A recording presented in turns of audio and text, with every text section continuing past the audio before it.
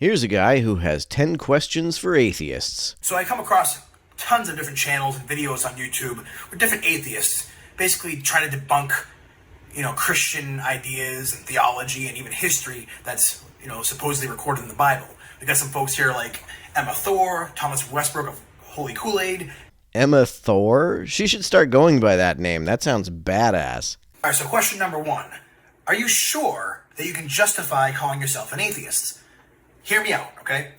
This sounds like a stupid question, and I promise no stupid questions, but at least by the rules of logical fallacies, is it true that the burden of proof is on the person trying to prove God's existence? You cannot prove a negative. Why are you not an agnostic instead?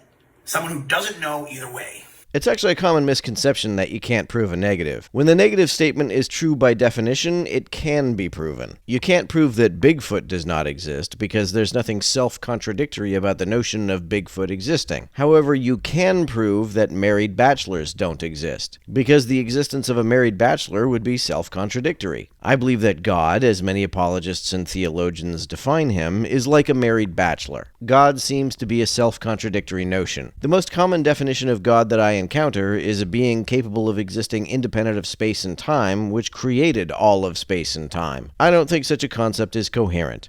So I say that right now, you can consider yourself an agnostic because you don't know, but to say you're an atheist means you have had access to all possible data available to the entire universe, and then said, yeah, there's no God. I don't need access to all of the data in the universe to know there's no God as the apologists tend to define him, any more than I need to have that much data to know that married bachelors don't exist.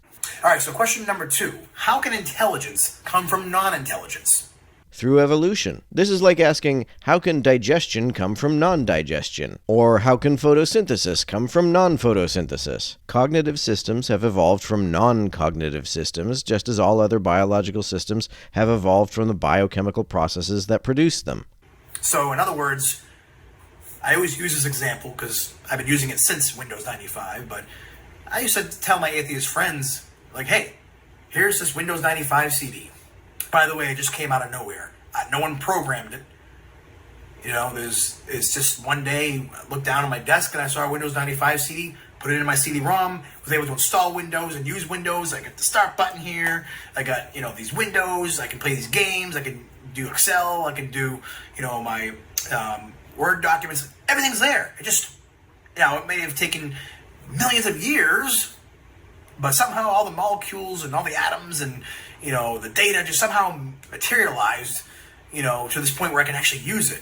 If CD-ROMs mutated, reproduced, and were subject to a system that filters out less useful mutations in favor of more useful ones, then that would be an entirely credible claim. So I would kind of extrapolate that to, why couldn't, because we do have clear evidence that there's some design within the human body. Look at the DNA code, for example.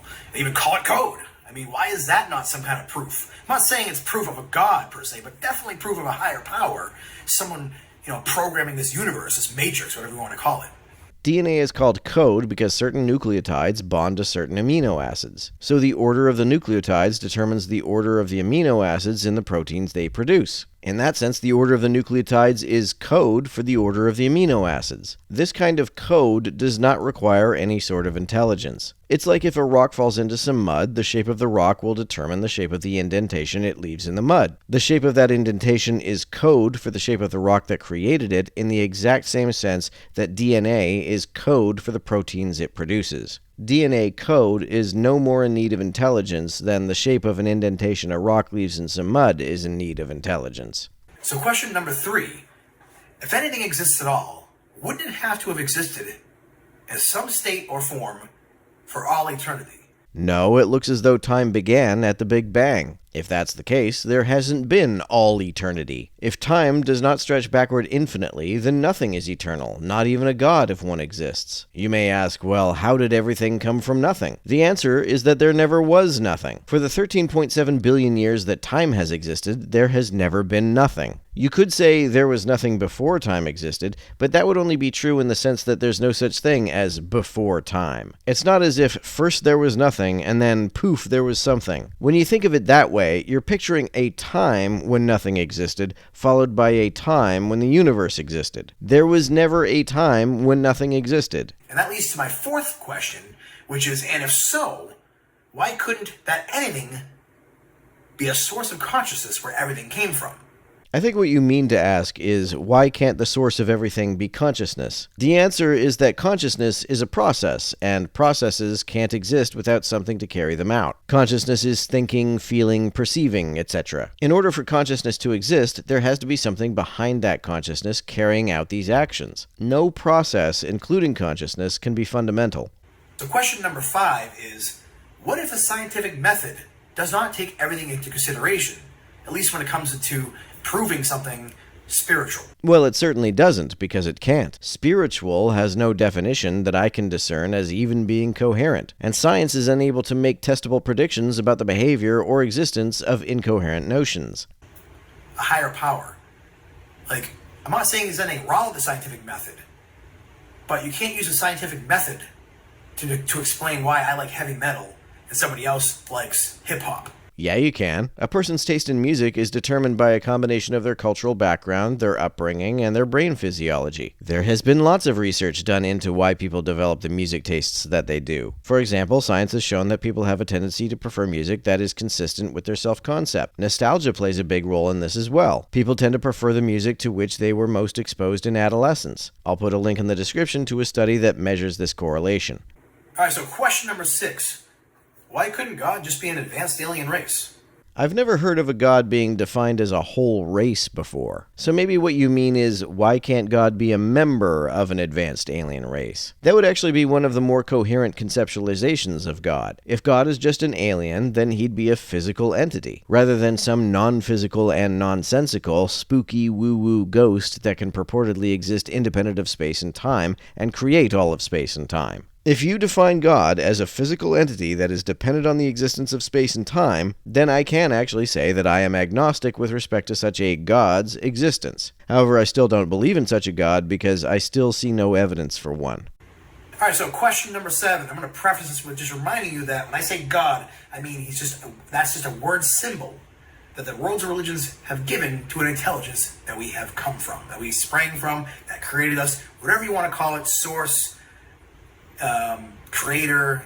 Again, doesn't matter. But my question is, what would it take for you to believe that such a being or beings exist? If an alien beamed me up and took me to their home planet and explained to me how and why they seeded the Earth with life, I expect I'd probably believe it. But anyway, this question is, what if an advanced alien race was able to advance far enough where they were able to change reality and make themselves gods? For example, what if the human race, over billions and billions of years, evolved somehow to blow themselves up and didn't get killed by the sun expanding? We were able to take over the whole galaxy and evolve to the point where we had the ability to control space and time and change the laws of the universe and basically make ourselves God. And then we took all of our knowledge and all of our intelligence and created life on another planet somewhere. And that life evolved and came in contact with us or had an experience with us, and we were God to them. I mean, couldn't that what if that happened? I mean, that kind of messes with people's heads. It messed with mine a little bit. Maybe that will happen. I'm not sure I get your point. All right, so here's another personal question. This is question number 9. And does a part of you secretly hope that there's a God or that there's not a God? This is not really a question that you have to answer in the comments or something or whatever, but it's more of a question that I'd like you to think about, really, honestly think about. And I know this might even come across as being biased coming from me because I believe in a God. So for me to think of there not being a God, I can't fathom it. To me, it doesn't compute, And of course, I don't secretly hope that there's no God. Of course, I secretly hope there is a God. But my question to you is, do you, as an atheist, secretly hope there really is a God? You really want the proof? Or do you secretly hope there is no God because you're afraid of him, or you don't want heaven, it's going to be boring, or whatever the case may be? I'm just curious. Neither. I don't care.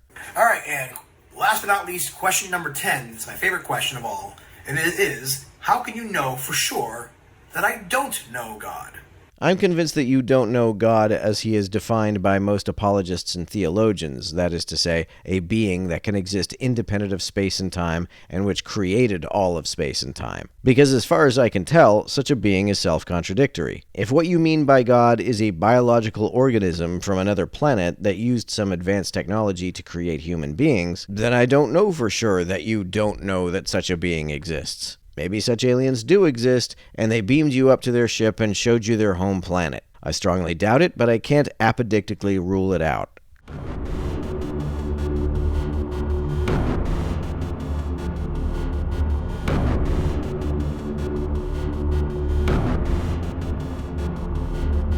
To everyone who helps me out on Patreon, you're a big help. Thanks so much.